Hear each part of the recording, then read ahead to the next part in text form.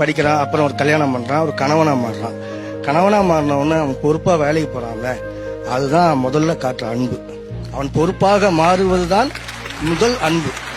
முதல்ல நம்ம அதை புரிஞ்சுக்கிறதே இல்லை.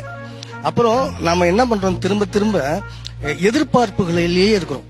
நீ என்ன செய்யற, நான் என்ன செய்யறேன், நான் என்ன செய்வேன், நீ என்ன செய்யற. அப்பெல்லாம் நம்ம அம்மாக்கள் அப்பாலாம் பாத்தீங்கன்னா தாம்பத்தியங்கள் எப்படின்னு தெரியாது, செம்மையா இருக்கும். ஒரு 10 குழந்தைங்க பத்துப்பாங்க, எப்படி வளர்க்குறாங்கன்னு தெரியாது. அந்த குழந்தைங்க எங்கெங்கேயோ போகும், என்னென்னமோ பண்ணும்.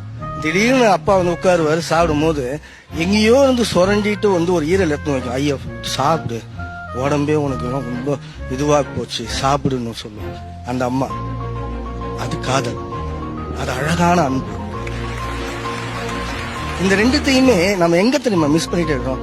நீ என்ன செய்ய போற, எனக்கு என்ன எக்ஸைட், நான் என்ன செய்ய போறேன் பாத்தியா. அன்பு என்பது இயல்பானது.